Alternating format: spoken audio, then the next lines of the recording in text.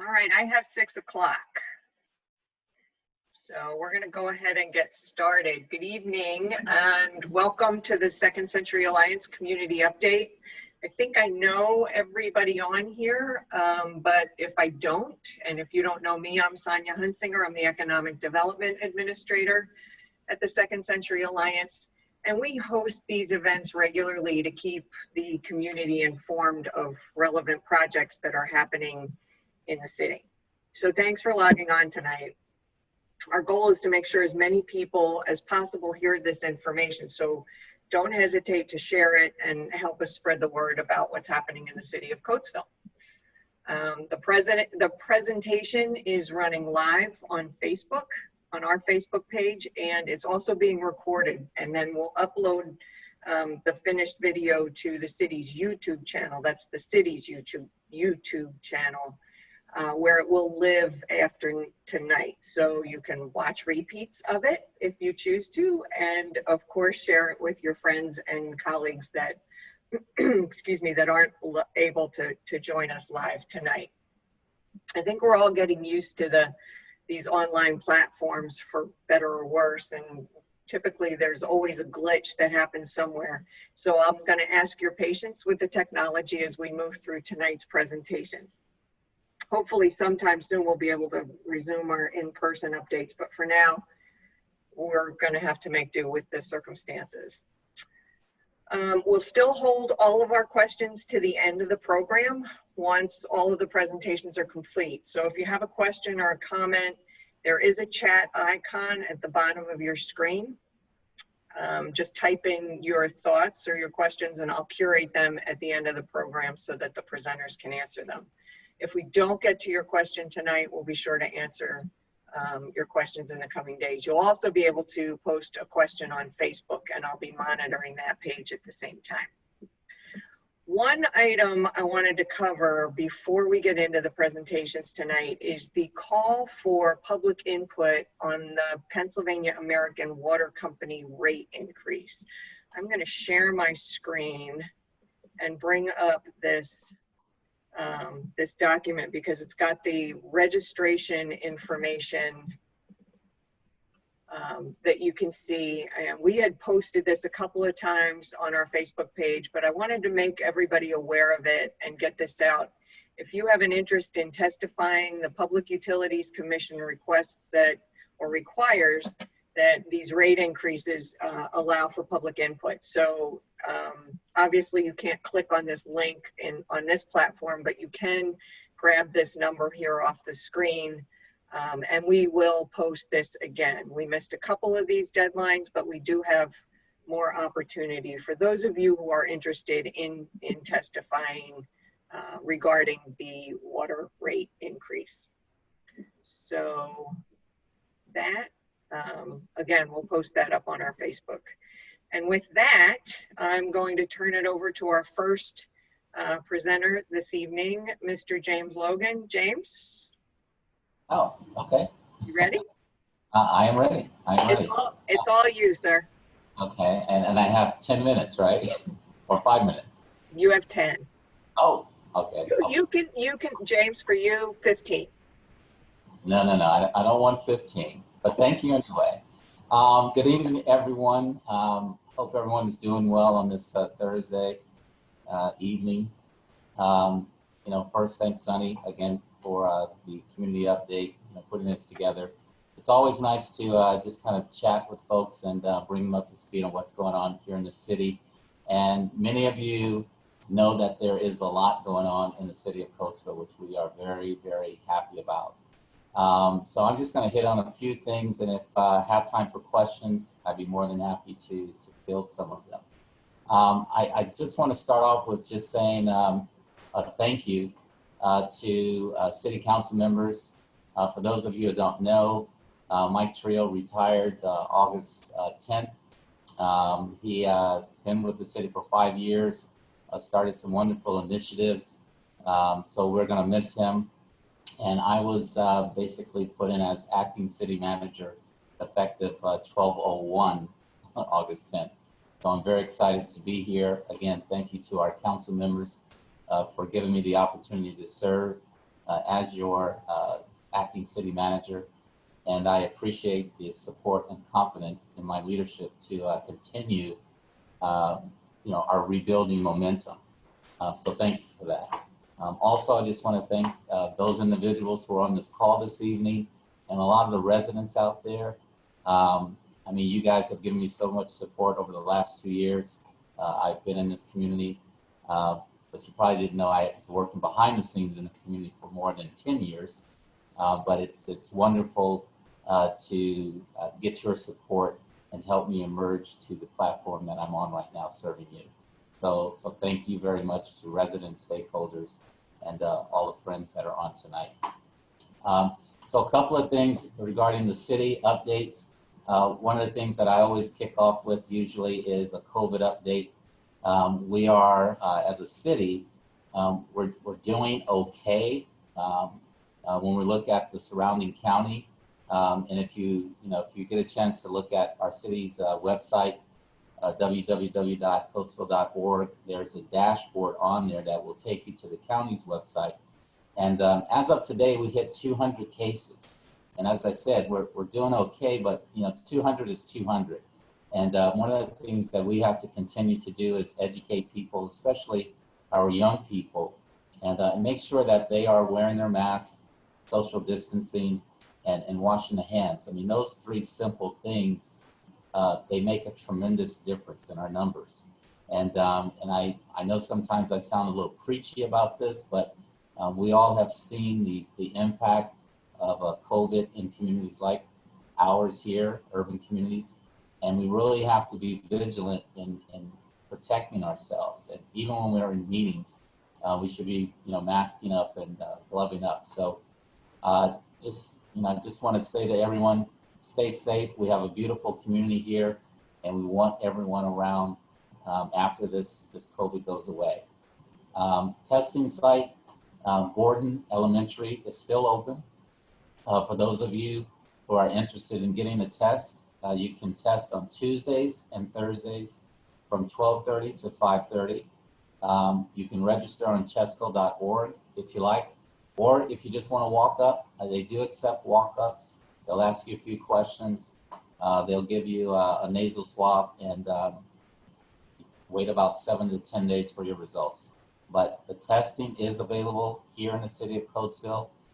For those of you who have young kids, or you have the ability to reach young people, they need to get tested too. So let them know about the testing site. All right, enough about COVID. On to 30 and 82, the realignment completion.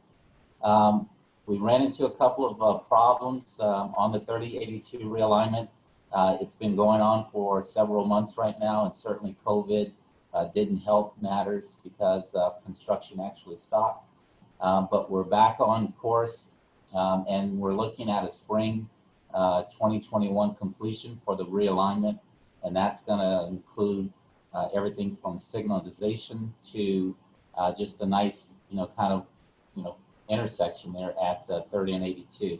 So we are excited about that. The train station construction bids are going to be going out in the fall.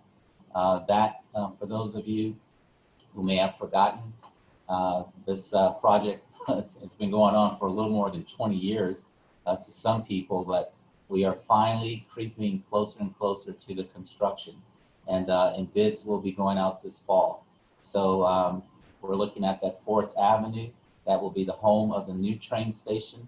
Our historic train station is going to be preserved. Sonny and I are currently working on that, along with Pat Bakovitz and his team. And we're excited that we're going to be putting some efforts into keeping that building at least functional as a historic train station in the city of Coatesville. Many of you have witnessed and seen on Facebook, new businesses are opening here in the city of Coatesville. I am very proud of that, very excited about that.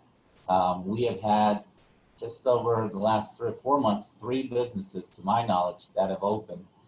Sonny may have had some additional, she may have some additional information of new businesses opening in Midway Arts. But the nice thing about this, ladies and gentlemen, is that we have businesses that are still opening. people still want to come to Coatesville.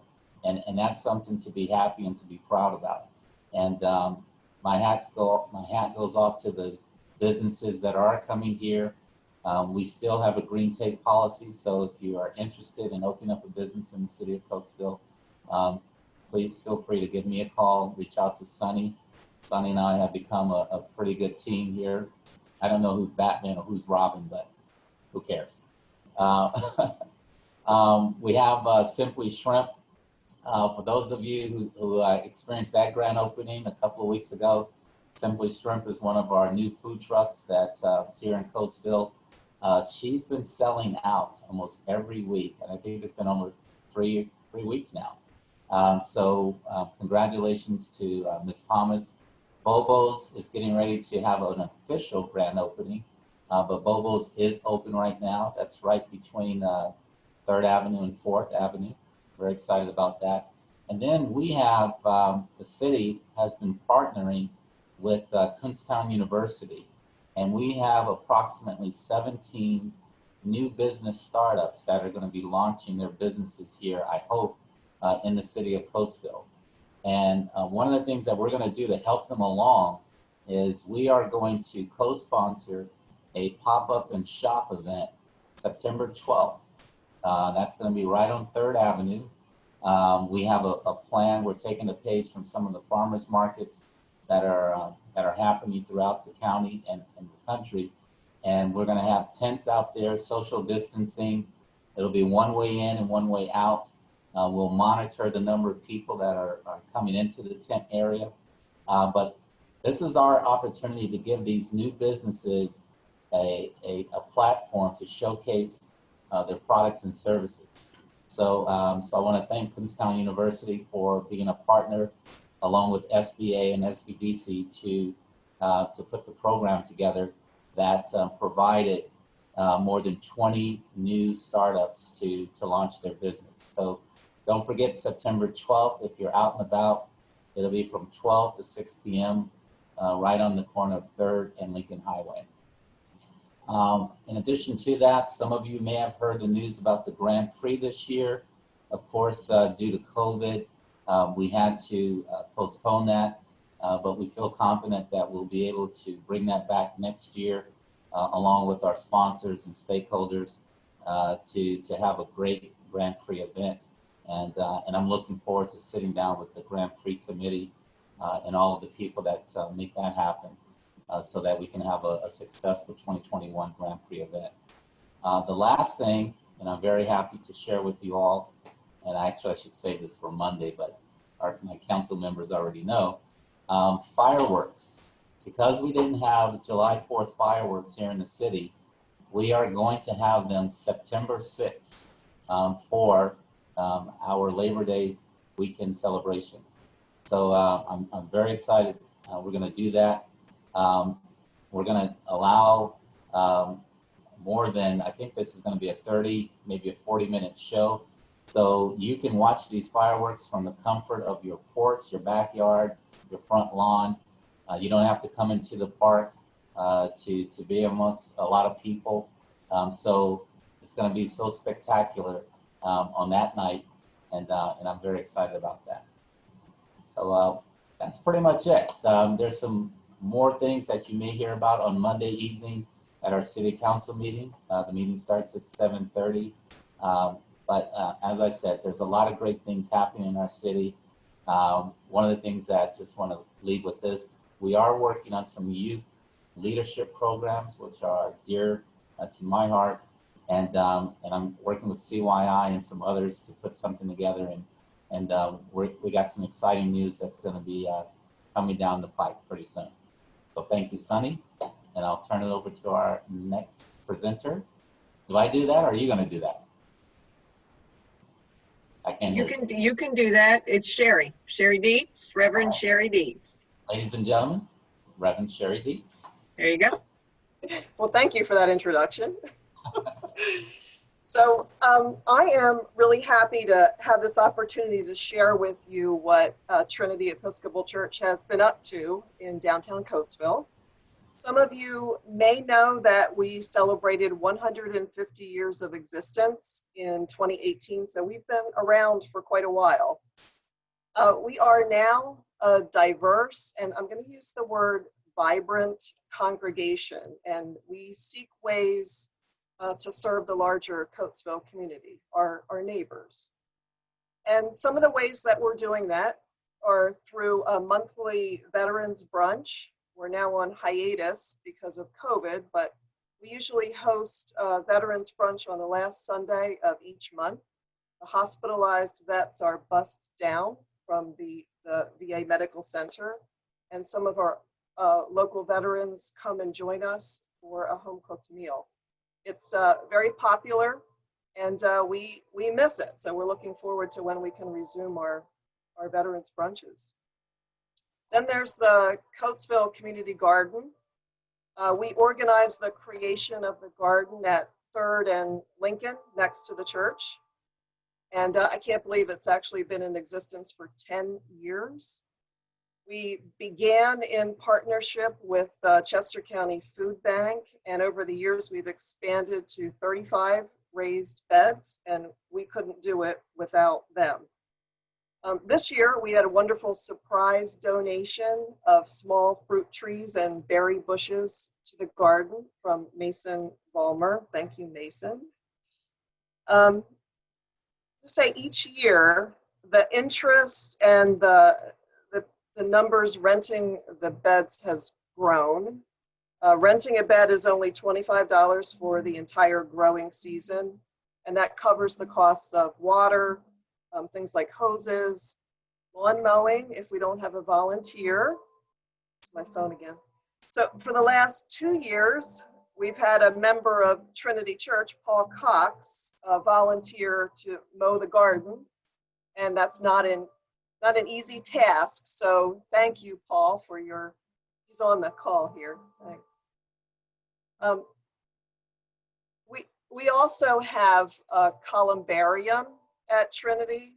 The columbarium is attached to the outside wall of our social hall, has a little garden area with benches surrounding it.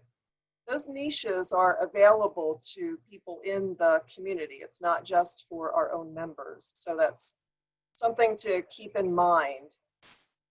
If you don't know what a columbarium is, it is a final resting place for your ashes if you are cremated. And lastly, I'd like to share Trinity's latest venture. I'm going to do a screen share of our brochure. Let's see. Trinity is supporting the creation of Thistle Hills, which is a sister organization of the highly successful Thistle Farms, which is based in Nashville, Tennessee. And our mission is to serve women who are survivors of trafficking, prostitution, and addiction that deserve a second chance at life. Our mission is to help them reclaim their lives. The County of Chester Department of Community Development has approved a grant for the purchase of a home for 4 women to live rent-free for 2 years in our residential program. So we're thrilled with the county's support. And this is a holistic program, which means it involves all parts of who we are as human beings, our emotional, physical, financial, and spiritual well-being. Community is an important aspect of what we do. And in fact, the women become part of a lifelong sisterhood when they enter into our program, a sisterhood of support after they've made the decision to transform their lives. And we'll be creating a social enterprise that serves 2 purposes. Most importantly, for training and paid work experience for the women, and also to provide income for sustaining Thistle Farms in the long term. Our board has not yet settled on exactly what our social enterprise or business will be, so we're open to ideas on what type of business would have appeal to downtown Coatesville, what you might like to see. Presently, Thistle Hills is furnishing the house. We're seeking an executive director, and we're about to begin our fundraising campaign. I have to say we're off to a wonderful start with a $100,000 commitment from Greg and Carolyn Bentley. So thank you, Greg and Carolyn. So any questions about anything that I've presented, please feel free to contact me. The church office number is 610-384-4771, or email me at revsherrydietz@aol.com. And both the church and Thistle Hills have websites, trinitycoatesville.org and thistlehills.org. So thank you for your time.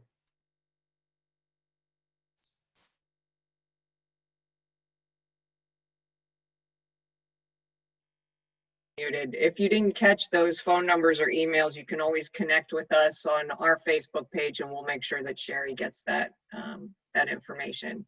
Thank All you. right, so next up, there's a lot going on with the flats. Everybody's interested in what's happening with the flats. So Joe DeSciullo, the chair of the Redevelopment Authority, is going to give us an update on the flats and a couple of the other RDA projects.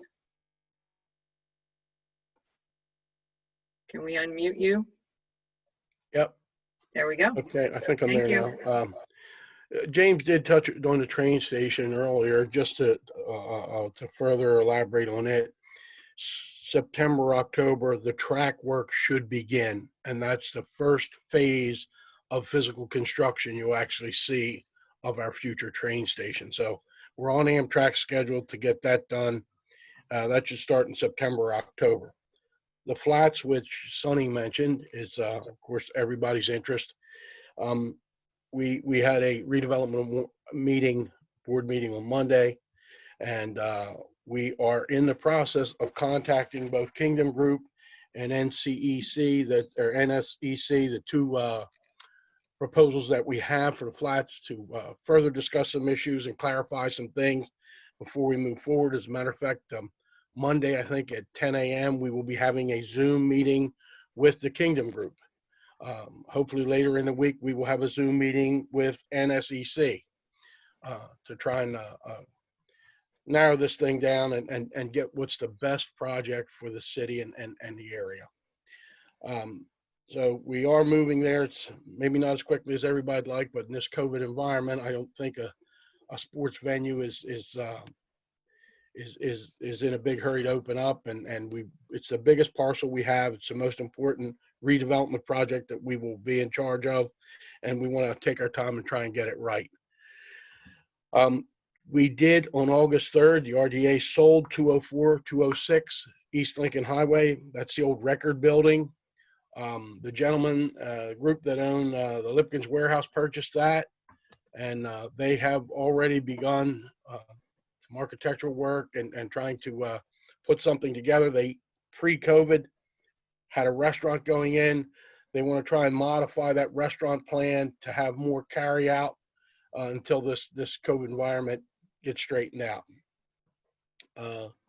We do have interest at the train station on the south side of Fleetwood Street. When this is all complete, will be hopefully a parking facility and two pads, one on 4th Avenue and one between the parking facility and Olivet Methodist parking lot, the parking lot which PennDOT redid at the top of 3rd and Fleetwood.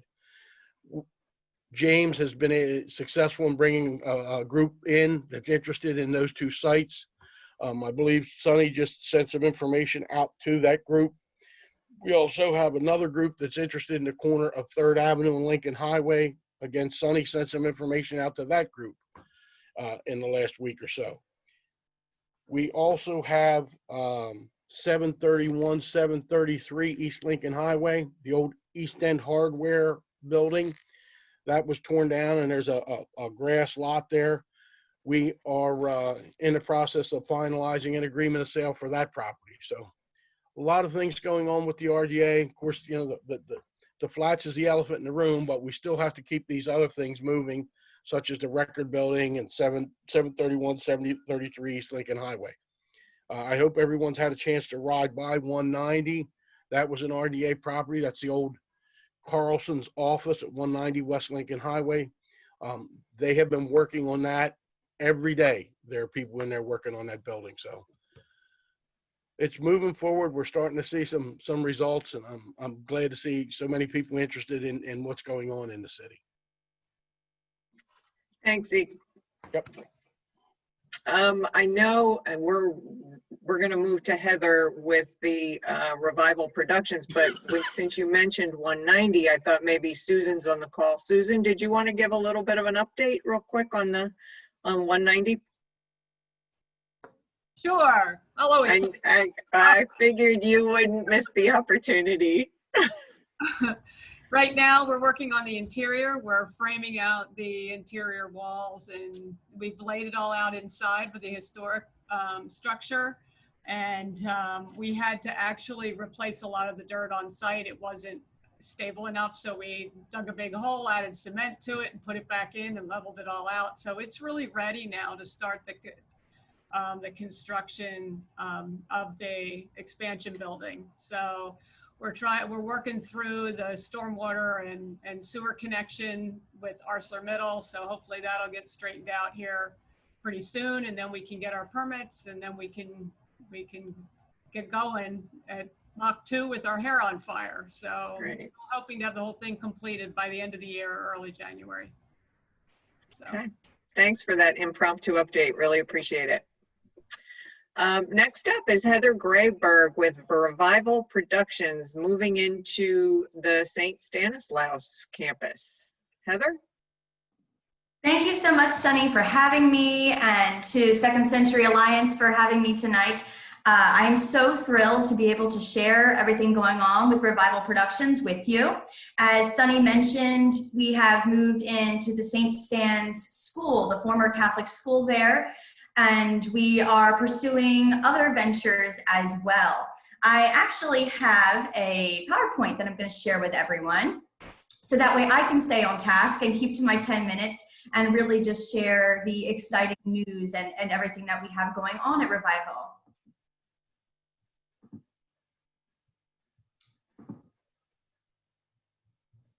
Okay.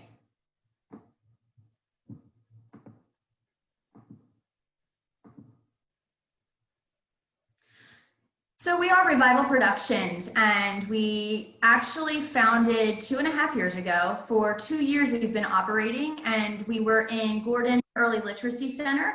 We began with Talent Slam Live and doing theater camps in the summer. Our first summer we did 2 camps. Our second camp that year sold out. Our second year we were able to get scholarships from the Houston Foundation to be able to support youth in our community. And we have added productions throughout the year, but we were truly feeling a need for our own home. Obviously, we knew that we were being stunted in our growth. While we were thankful to be at Gordon, we knew that Coatesville deserved the best that we could give it, and we had to take a big leap of faith this year. We just moved into the school 3 weeks ago. It was definitely a nail biter because we had virtual summer camps, but then per CDC guidelines, we were able to operate. So we moved in on a Sunday, and then Monday morning, we began our summer theater camps. And it was amazing to have children in our building and safely doing the arts, even though we're in this time with COVID. So a little bit of information about where we are up on Church Street. We're going to be neighbors with Sue Springsteen, so lots happening over here on the West End. So about who we are, my husband Daniel and I moved to Coatesville 5 years ago now. We moved to Exton 6 years ago. And we came to Coatesville because I was working as an actress at Sight and Sound Theater in Lancaster, and Daniel was working in Philly, and we had moved from Philly to Exton because it was a great location for us to be able to hit both of our jobs. I became pregnant, and we knew that it was time to plant our roots.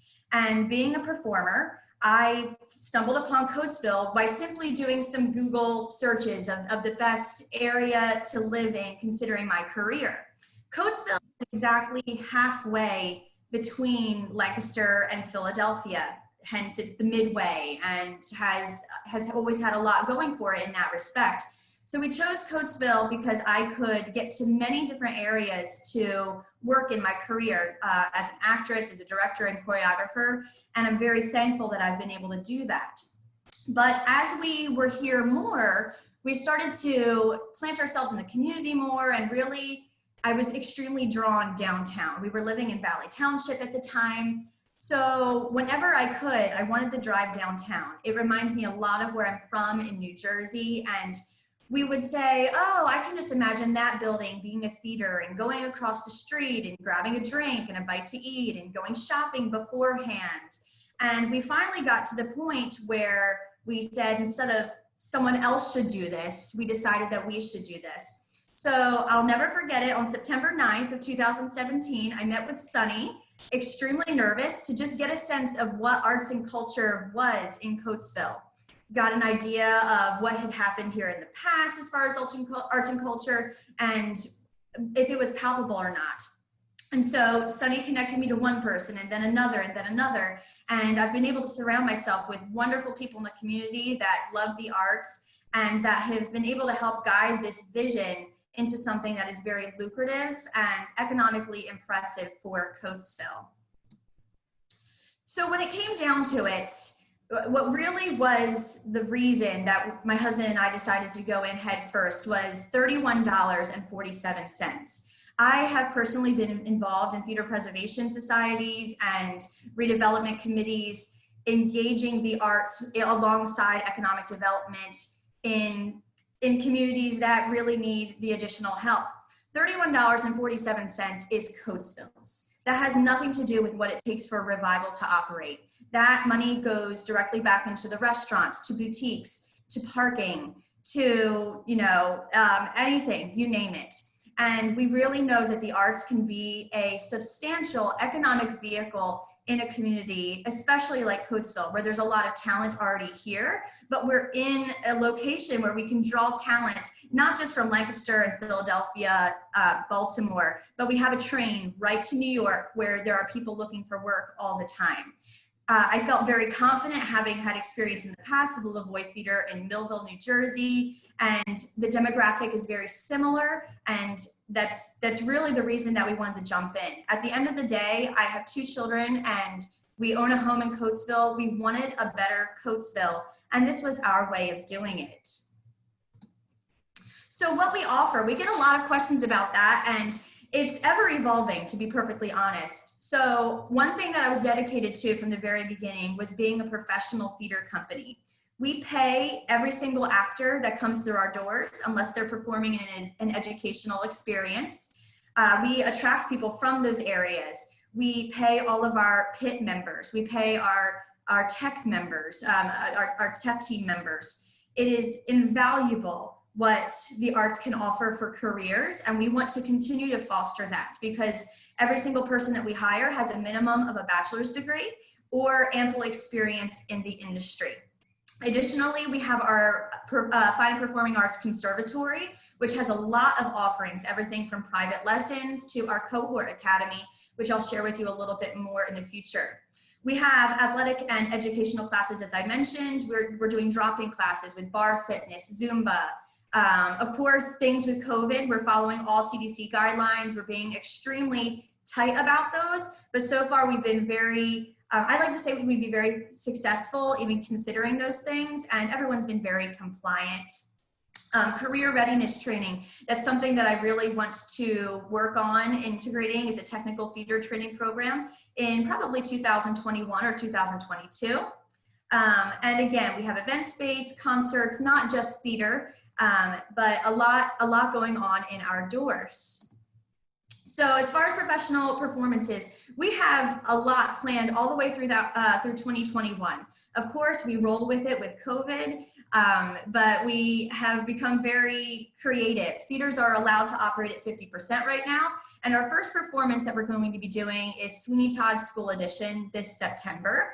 We're getting super creative in that we are operating at half capacity and only allowing a limited number of people in the Black Box Theater, which is on the lower level of the former school where we're now located. And then we're going to be simulcasting the show in our back parking lot and setting up an outdoor concession area, nice string lighting, and we have a giant projector screen and projector. So that way, if people aren't comfortable with being indoors, they could watch the show live in the back parking lot with a lot of nice ambiance.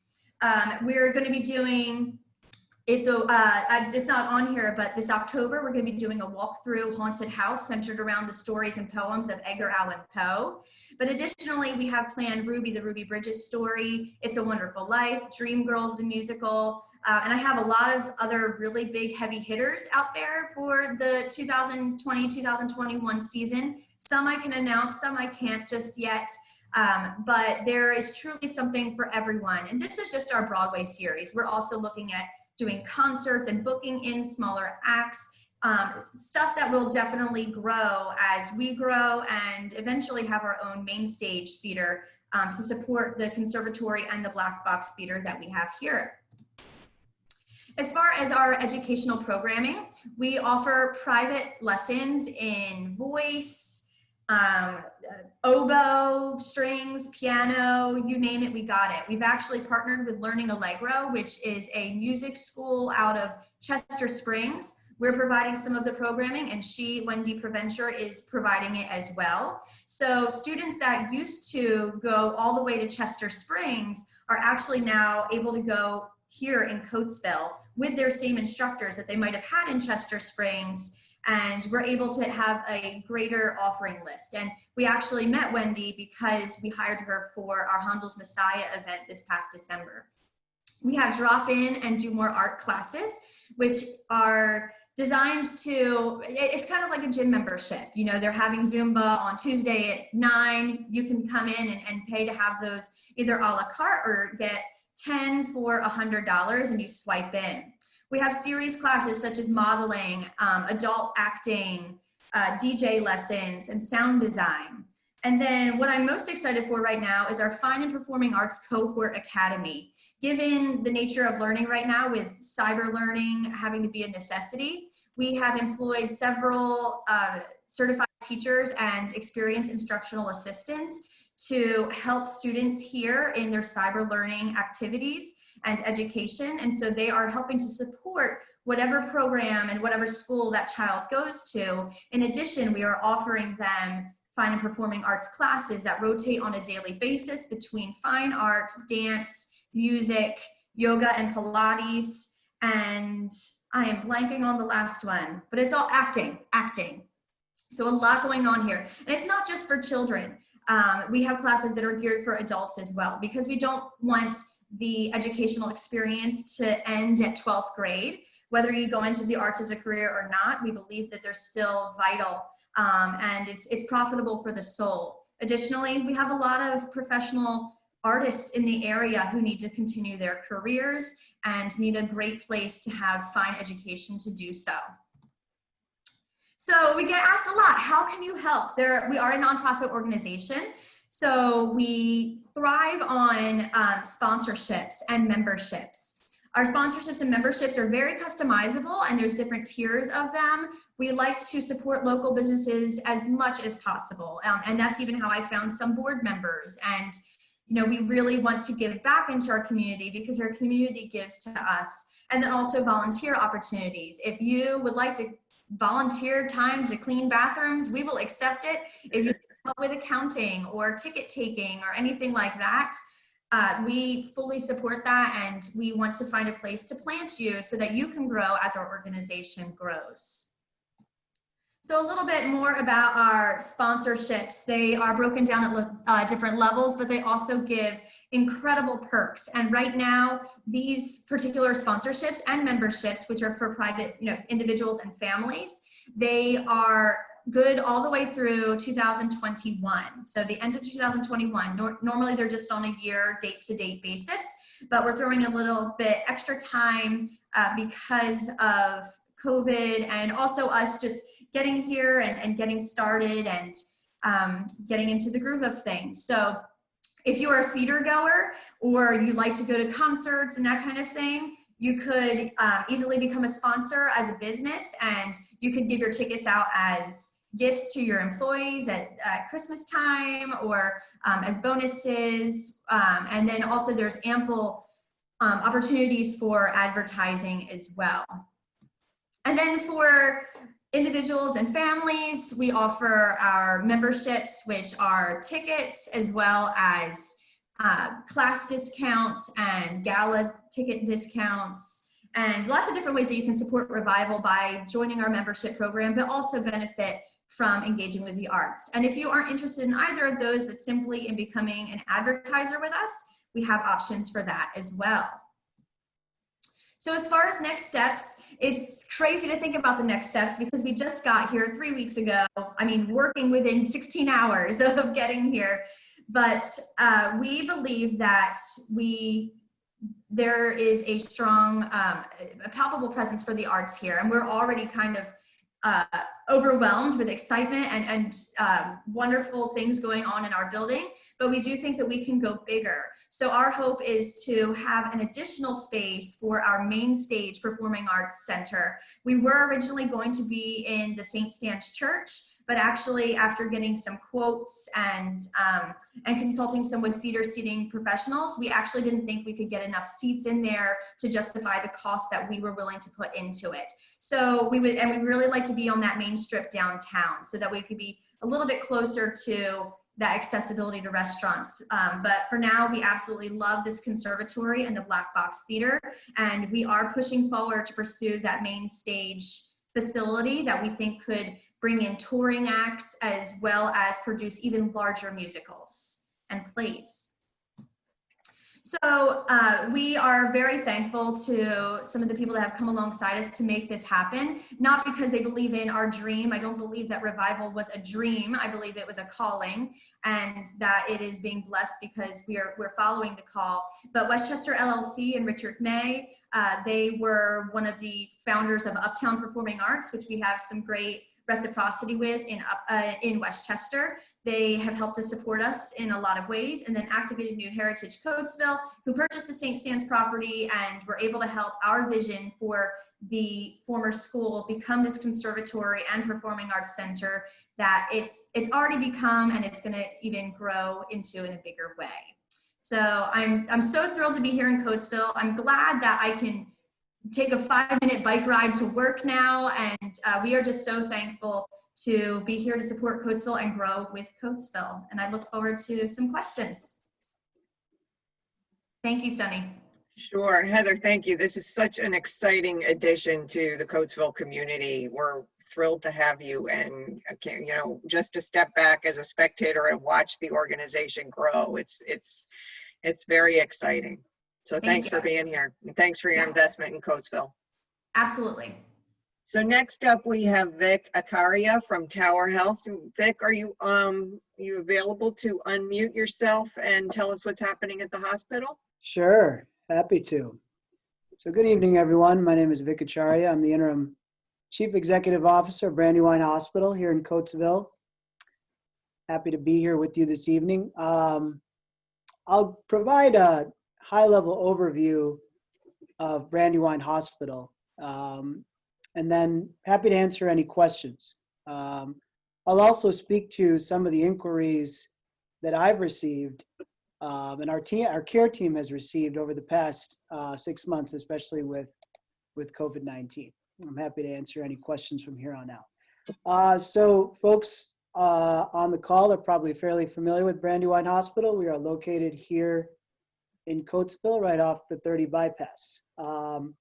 So just to give you some high-level numbers at a glance, moving from left to right, top left on the slide that you see in front of you.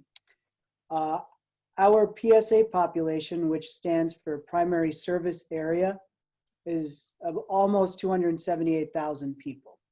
So when we refer to the primary service area, it's really Coatesville, Exton, Downingtown, as far out as Malvern, Elverson. And so that area in total is about 278,000 people. Our revenues, basically trending about 97 million in revenue. We have 171 licensed beds. So what's unique about Brandywine Hospital, not only here in Coatesville, but in this region of the country, quite honestly, is that just about a little over than half of those beds are for behavioral health. So we are the only inpatient behavioral health facility in Chester County. So we treat a variety of patients with behavioral health needs, everything from geriatric, psychiatric challenges to patients with depression. We're also well known for our eating disorders program. So Dr. Michael Perchuk is the medical director of our eating disorders program. And that's a very kind of a niche program that draws patients from, quite frankly, all over the region. The other half of the beds are acute care beds. When I mention acute care beds, it's like general medical and surgical needs. We also have an active 24/7, 365 emergency room. We are putting the legwork in to reinstitute our trauma program here at the hospital. But short of trauma, we handle all types of emergency needs. Our total patient days, again, which is a count of how many days all the patients were here at the hospital, is approximately 36,000. We have about almost 840, 850 FTEs, full-time equivalent employees that work here. About 2,500 surgeries we do a year. That's a variety of different types of surgeries, everything from neurosurgery, orthopedic surgery, podiatry, general surgery, urology. So we cover a wide range of surgical services here at the hospital. Our emergency room, in terms of visits, I mean, the number of visits or volume to our emergency room generally trends around 27,000 per year. In terms of admissions, we're about 6,200 per year. In terms of adjusted admissions, which are patients that are here maybe for less than 24 hours, for example, if you factor that in, we're basically around 10,500 approximately, if you round that up. So we're a fairly busy hospital, especially since the beginning of July of this year. Many patients are choosing Brandywine Hospital, and it's a great thing to see. Brandywine Hospital has been in this community for quite some time, and many of the patients that I speak to, many of the letters I receive, really stem from patients who are now choosing us as a provider of choice, and we're very pleased about that. Many of our employees live in this community, have worked in this hospital for quite some time, and very proud to say that we're making some great progress here at the hospital. Our core priorities, which are tied to Tower Health, which is based in Reading, are very simple. Number one, we take great care of patients, strive for the best possible care, the best possible customer service, and do it in an environment that's safe. Those are the priorities. So every morning I have a call with my leadership team. We have a safety huddle. That safety huddle focuses on those three things. Are we taking great care of patients? Is it safe? And any stories folks would like to share about great stories that came through. And so very pleased about the trajectory of the hospital. To provide you some overviews, we're part of Tower Health, so folks have probably seen many of the publications, signs, social media about Tower Health. Tower Health is based out of Reading. What used to be Reading Hospital is now a health system of 7 hospitals plus Tower Health Medical Group. So there are many types of outpatient services we offer throughout Chester County, Montgomery County, Philadelphia. And also we have a relationship now with the Drexel University College of Medicine. So many of the Drexel graduate medical education programs with the closure of Hahnemann Hospital navigated now to Tower Health. So for example, here at Brandywine, we actually now have a psychiatry residency program. So because we have 65 we have a fair share of behavioral health beds. It's a very good training ground, education opportunity. So Drexel University medical students and residents are now on site who are pursuing a career in psychiatry. And so we're very pleased about that.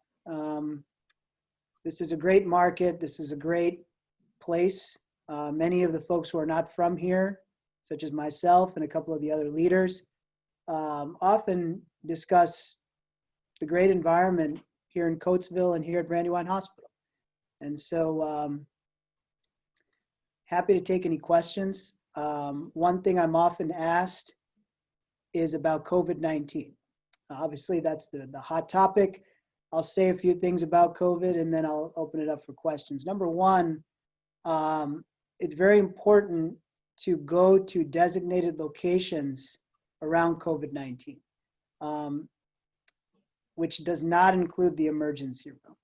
So what we often tell patients is Tower Health urgent care locations are the places that if you have a doctor's orders, or if you feel like you have COVID symptoms, you should go to those locations. So you always want to try and call your doctor's office first. If you feel like you have a fever, or you know somebody that's concerned they may have a fever or a cough, call the doctor's office first. Try not to go to the doctor's office.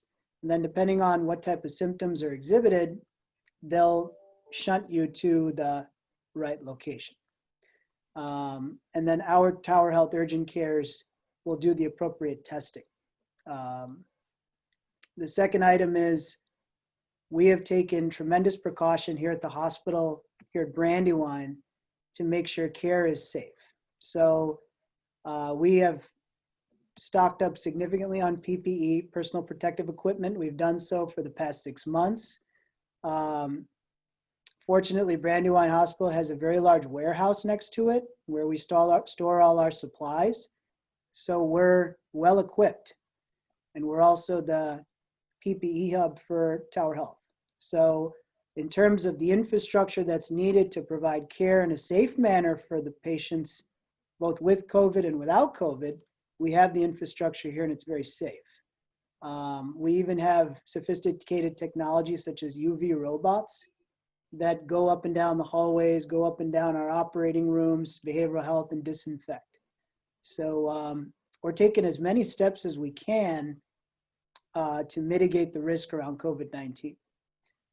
Anyone who comes to the hospital, we have fairly sophisticated technology at the front door. Instead of the handheld temperature check that comes to your forehead, we actually have thermal cameras. So as soon as you come into the hospital, whether you're a patient, visitor, vendor, your temperature is automatically read. So if you're obviously above a certain threshold, you'll likely be asked to perhaps not enter. We're still taking fairly stringent measures around making sure that we limit the number of visitors in the hospital, and again, those that are below a certain temperature threshold. So with that, I'm happy to answer any questions folks may have. We're open 24/7, 365. My goal, as I've indicated to our board, as I've indicated to our medical staff, is to be the provider of choice in this service area. We have a patient grievance committee. Every patient that files a complaint, or a family member or a friend that files a complaint, we review every single one now. And not in a punitive way, but we spend time looking at where can we do better. So I'm very pleased with the progress that we're making. It's showing in the scores. It's showing in the likelihood to recommend category, which is very important for us. And we're making some strides, and I'm very pleased. So with that, I'll open it up. Happy to answer any questions. Thanks, Beck. I appreciate that. I don't have anything coming up in the chat. If anything does pop up for you, I'll certainly convey it. Okay. In a minute. But thank you very much for that update. We appreciate you being here tonight and what you're doing at Brandywine. That's great. Thank you very much for having me. Sure. Last but not least, Superintendent Hannah of the Coatesville Area School District. Sir, do I have you on the You have me. screen here? Absolutely. There you are. Good evening, everyone. Welcome. My pleasure. It's my pleasure. So I want to thank Sunny and the team for inviting me to this evening to have an opportunity to share with you what who I am, what I bring to the area. And I'll start with that. My name is Tomas Hanna. I am a 31-year educator. I thought I was going to say 31-year-old educator, right? I've been in education for 31 years. I've been a substitute teacher. I've been a teacher of bilingual students. I've been a school principal in the city of Philadelphia, high school principal, elementary principal. I've had the opportunity to oversee the departments of human resources in Providence, Rhode Island, here in the city of Philadelphia. And I recently come to you from New York City after having been in New York for 9 years as a chief human capital officer in New York City schools. I am the son of a former teacher in the city of Philadelphia, a former principal. I'm proud to say that she was the first Latina principal in the state of Pennsylvania back in the 1970s in 1974. So I had a role model growing up in education from the beginning, and it's something that I've gravitated toward very, very early on. So I welcome the opportunity to be here with you. What I'd love to be able to do is just share with you. I've not that anyone's counting, but today would be day 51.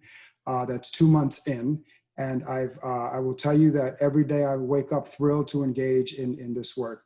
If there's anything that I'm sad about, to be honest with you, is that we, along with our partner schools across the county, will be opening, as you're likely aware, in a virtual setting. And so I'm very saddened that that we're going to open school and schools will not have our students there at this point. We are working toward seeing the extent to which we can engage our students with disabilities, students with IEPs into the building in very small groups. We're confident that we'll be able to socially distance there. It's a group of students who we know have, unfortunately, as a result of this COVID, all of our students have frankly, missed the in-person learning, and it's not the way we want to be teaching at all. And so the extent to which we could do that, many of our surrounding districts are doing the same thing. So we think it'll be important to do this work. We're finalizing the details and hope to be a little bit more public about the dates of when that would happen. If it's okay, I'd like to go on screen and just pull something up, if that's okay. Certainly. And let's see, I hope you see that. And let's see if I can move this. Forgive my skills here. There we go. From the beginning. There we go. Hope you can see that. This is one of the activities that the board asked me to do as I sort of engage in this process, was to create a 100-day entry plan. And so I'd like to share pieces of that with you. I want to stay within my time so that we can get to questions if there are any. This is dated as of July 1. That's my start date. Here's the thinking. The thinking is the idea of this plan to help me as a leader learn about the variety of stakeholders. What are the issues? Who are the partners? What are the types of issues that impact the Coatesville Area School District? And frankly, what can I learn that will help us collectively chart a path forward? Certainly the idea of what the impact of COVID-19 is important, but the objectives of this plan, in my view, is to build relationships, what does clarity of purpose and direction look like? And what I will share with you is that given where we are with COVID-19, the idea of there's so much uncertainty in the world right now, I think what folks want is sort of a measure of clarity, however uncertain the times are. And so hopefully we will, that's what we're hoping to do as well. Toward the end of October, my hope is to deliver a plan of action to the board and to the community around what it is I've learned and what might the path forward be. The structure that I thought about at the time is this notion of meet and greets, and Zoom meet and greets is what they've been. Town hall meet and greets is Zoom town halls is what they've been. School visits. I've not done home visits yet, but I'm looking forward to doing that, and certainly serving our community and series of partners here. And this is one of the groups, community-based organizations. How can we learn about our work? Why? Because in the short term, I do want to build relationships, and I want to try to create a path forward with clarity and purpose of direction. Here are the big three goals, and I'll sort of park the presentation here, is the idea of helping through this onboarding process, help me develop as a leader. And so while I come to this as the title superintendent, I am a lifelong learner. I do not have the market cornered on how to do this work by myself.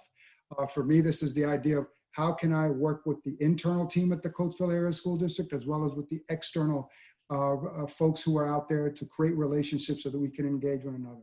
That includes our Teachers Association, that includes our employee associations, faith-based nonprofits, leaders of community-based organizations. I want to try to develop a partnership that I hope is sustainable over time. Frankly, as I engaged with one of our partners recently, the person said, I really like to think about it as building collaborating first before committing to a partnership, which I thought was a very interesting way to sort of think about that. So the second large goal here is around conducting an analysis of what's the student experience and what the student achievement look like. I think that those two pieces are very important. Climate and culture, very important. One of the things I've learned as I prepared for this role is that many of our parents have left the system because of school climate and culture, right? Have gone to charters, they've opted out because of the climate and culture, and that's something that's super important. Second, I shouldn't say secondly, but also just as importantly is a focus on student outcomes. Coatesville Area School District is struggling academically. It's not a secret. There are challenges in the district, and there are strategies that we need to put in place to do that. I will say to you that one of the strategies that we have put in place that I've inherited, can't take credit for it, is the addition of self-contained special education classes that will provide support to our students who need it most. Over the last 4 or 5 years, as I've done the research, my understanding is that the work with our students with disabilities has been to sort of do what's called inclusion and have them go into the regular classroom. And the supports that were required to support that model weren't necessarily there. And so many of our parents, as a result, pulled their students and are going elsewhere to receive these supports. As we move into this school year, which is why I'm sad about not being able to be there in with our students, we've got about 18 new classes that are classes for our autistic support students, emotional support students, learning support students, and these are classes that our parents have been clamoring for, and we're really pleased to be able to provide those. The third goal is also, yes, we're struggling academically. We're going to work hard toward that, but it's also a district that's been struggling financially over years. That's not a secret. That's not something that it is what it is. And this is one of the reasons that this has happened is that over time, about 2,500 to 3,000 students over the last 6 or 7 years have exited the district, exited the department. And so that is certainly a challenge, and we've got to figure out how to reverse that tide. And I don't think there are any gimmicks to it. I think that, how you prevent students from leaving is offering quality programming, ensuring that schools are joyous places to be, with adults who are all about creating relationships with students, with each other, with parents, and with community, and to work very, very diligently in service of our students. I am pleased to say that as I've gone around the district and through this 100-day plan and begun to meet teachers and folks across the board, there is an absolute passion and a desire to right the district and move it in the right direction. I am pleased at the work that the Board of Education, the Board of Directors has done over the last year to begin to make this a place where we can sort of begin to see progress. What I can share with you is that a data point that I think is of great importance, that I think begins to tell a story, is the idea of, are we retaining our students in the district? And what I can share with you is that I'm going to share with you data from last year and this year at the same time. Last year at this time, Coatesville Area School District saw 282 students exit the district, 282. This year, at this time, same time as a year ago, we've only seen 45 students exit the district, right? So we're very pleased about that. I'm very interested in sort of doing the research in terms of, what's that looking like? Our hope is that it has to do with the fact that we have these classes that are coming back. I hope parents and communities are hearing that we are listening to what folks have said, what it is that parents want. And as I said before, this is something that I've inherited, and I need to acknowledge the work that Dr. Rick Dunlap did over the last year as the interim superintendent to sort of help get into this place. The district made some very, very difficult decisions. Furloughed employees, cut administrative positions, made very difficult decisions around contracts to see if we could save dollars.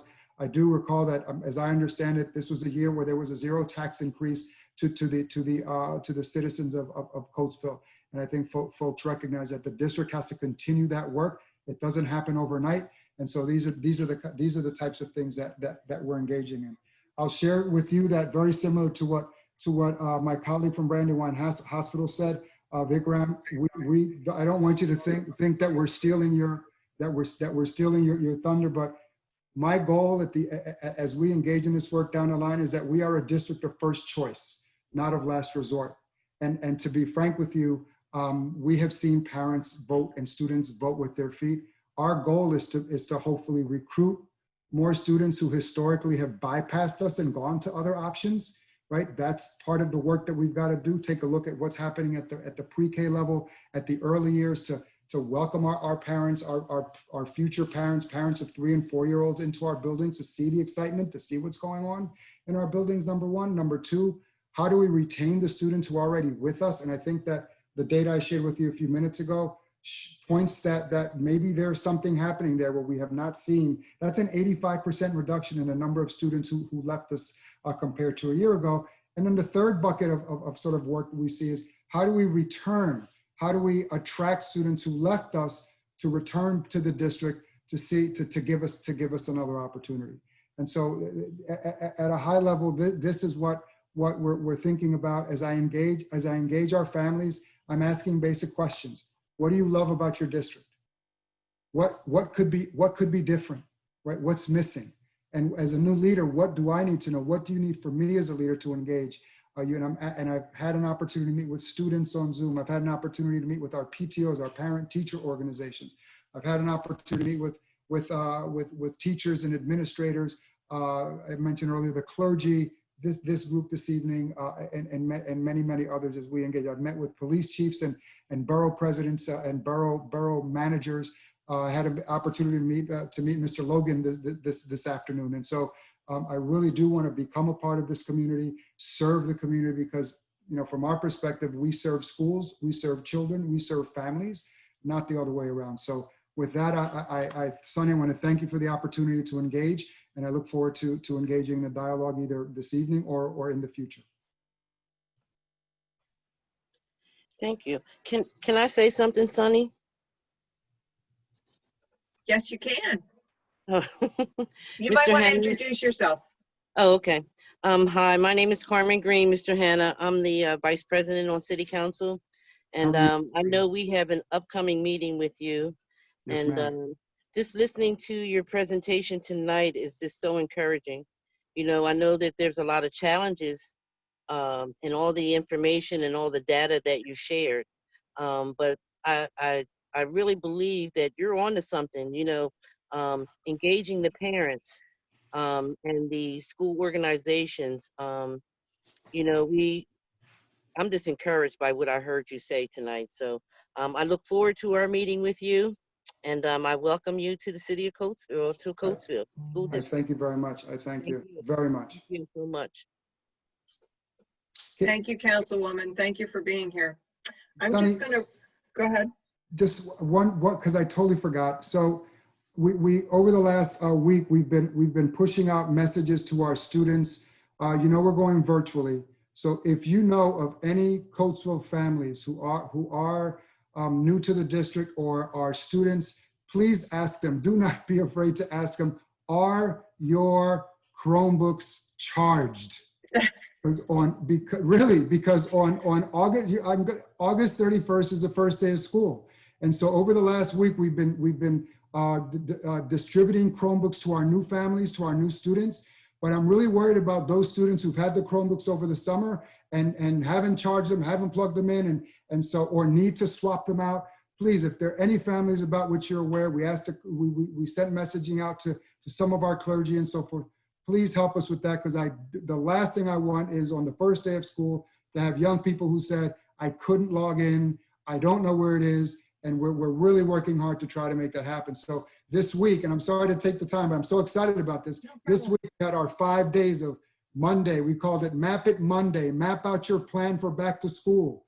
Tuesday this week was Turn It On Tuesday, turn on your device, make sure it works. Watch It Wednesday, which was yesterday, where they had an opportunity, well, I don't know if it was a great opportunity, to see me on a video imploring them to turn these laptops on and to come to the district and if they needed them. Thursday is Think About It Thursday. So it's good teaching. We think about what you tried to do Monday, think about your plan and sort of think about it again. And tomorrow's Friday, which is Find a Friend Friday, which is, remember Regis Philbin and, you know, Call a Friend, right? The Millionaire Show, Phone a Friend. We're asking our students, find a friend and beg them, implore them to plug in their laptop so that they're all ready to go. So forgive my super excitement, but that's their ticket to school right now. And we don't like it, but it is what it is. And we want to be sure that they have the tools that they need. So if you know of anyone, ask them. And if they need help, have them come to Central. Sonia, you know, you have my email and please reach out to me. I'm more than happy to. In fact, if I can give you a phone number, I'd love to give you a phone number. Sure. 610-466-2464. Okay, say that one more time, Tomas. I'm going to type it in the chat. 610. 610-466-2464. It's my direct line. And you can also tell parents and students to reach out to their principals. Their principals are receiving a stash of Chromebooks so that if students go to their schools, they can also swap out or do whatever they need to get there. So I thank you for letting me, I forgot about that, but thank you for giving me the opportunity. Sure. So we need a Charge Your Chromebook campaign is what we need, right? That's right. It's to get ready for school campaign. Get Absolutely. ready for school. Thank you so much. We welcome you to the community and we can feel the energy. We're super excited to have you here. So I'm just going to look through. We don't have any comments on Facebook. We have a couple of attendees that needed to duck out early. Not the least of which is James Logan, who says, I have to jump on another call with the Rotary Club. I guess Rotary Club trumps Second Century Alliance, but we'll let him go on that one. He says goodbye to everybody. Have a great evening and thank you. And then we also have some inquiries about how to connect with Heather at Revival. So I will make those connections offline. Again, we have recorded this video to be uploaded to the city's YouTube channel. All you have to do is go to youtube.com and type in the search bar City of Coatesville, and this video will be there, as well as city council meetings and redevelopment authority meetings. They're all on that channel for you, so you can share them, and I will send out a link to this video as well. So thank you everyone for your participation. I'm grateful to all of you for your involvement with the Second Century Alliance, and I wish you all an enjoyable evening. Thank you.